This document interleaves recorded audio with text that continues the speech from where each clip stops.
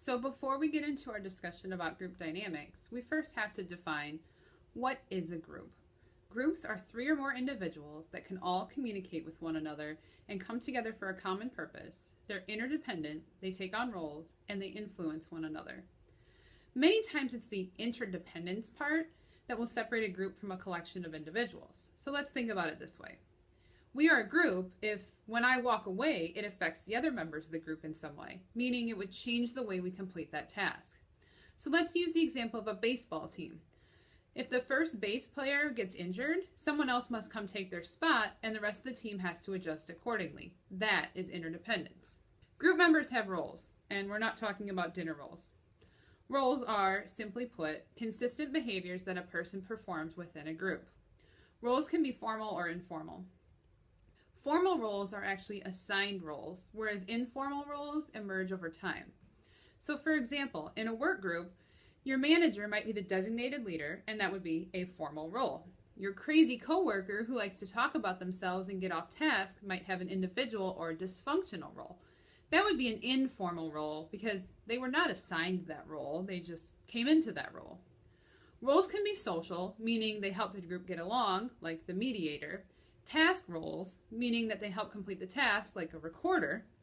And individual dysfunctional, like the off-tasker. Norms are the rules of the group. They may be explicit or stated, like groups' bylaws. Most norms are implicit, meaning they're just unspoken. They just occur over time. One example might be, say your group always meets at 1 p.m. on Fridays. That may be an explicit norm. However, you usually don't start till about 1:05. That would be an implicit norm.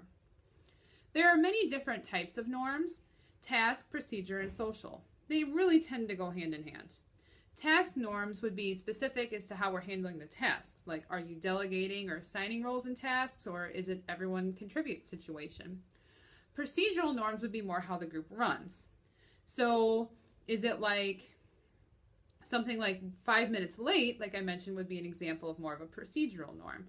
And then a social norm would be how the group interacts with one another. So do we use first names, nicknames? Is it okay to make jokes? So think about in a class.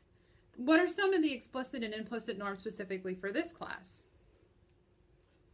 Next, we talk about Tuckman stages of group formation, and this explains the process which groups follow from basically formation to the end of the group. A group is always in one of Tuckman's stages. The first stage is forming, and this is when the group gets together and meets for the first time. Communication is very much governed by social norms. It's quite formal, mostly small talk. Next, the group needs to begin to focus on the task, but since everybody doesn't know each other very well yet, and they don't know how to approach the task at hand, there's conflict. It's inevitable. Everybody kind of wants to establish their roles and norms. Maybe everybody wants power. And so we see a lot of conflict. That's known as storming. Not too surprising. Even when the roles are formal and the leadership is assigned, we know many times informal leaders will still emerge as others in the group. Everyone kind of wants power and status, and then there are others that will really stay back. Many groups actually never make it past the storming stage because they get stuck in an endless ring of power struggles. I see many students mentioning brainstorming as part of this stage. And it may be a part of the stage, it would not be the focus of the stage. Brainstorming could really occur anywhere in Tuckman stages. The group moves into norming, which is when they begin to plan out that task at hand.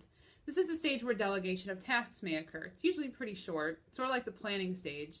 For the performance, which is the next stage, performing. Performing is actually working on the task at hand. So if a group does make it past storming, this would likely be the longest stage. Once the performing stage is done, the work is pretty much done. We move to adjourning, or you could call it adjourning if you really want it to rhyme with the rest of the stages. And the group is disbanded. So let's look at an example of a Little League team. They all form, they get to know each other, perhaps some sort of early team bonding activity. Then the tryouts for positions would occur. So 2 children want to be first base and they fight over, I want to be first base, no I do, and so we have the conflict that arises. Then in the norming phase, we start to establish those positions. And the children begin to learn the rules of the game and figure out how to work as a team, learning to play to each other's strengths. And then finally, they get in the performing stage where they're playing games against other teams and hopefully winning them all. And finally, when the season's over, the group disbands. Groups are kind of unique in that once a group disbands, you never really get that back again. The group is never really going to be the same. So the last dynamic I'm going to talk about is really the reason why people dislike group work. It's called social loafing. Social loafers are those who do not pull their weight in a group. So as an example, if a group in class gets the same grade in the end, the social loafer might think, well, my instructor won't know whether I did anything or not, and, I'm going to get an A.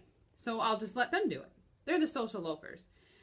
They just kind of ride along with the group and don't pull their weight. Sometimes it's because they don't want to, and it's an opportunity to take an easy way out. But other times it may be because the person feels somewhat inadequate or maybe not confident about the topic, so they might feel their contributions won't matter anyway. You've probably been in groups before where perhaps you wish someone was a social loafer. In any case, there are several things you can do with social loafing, and those will be discussed more in the next unit.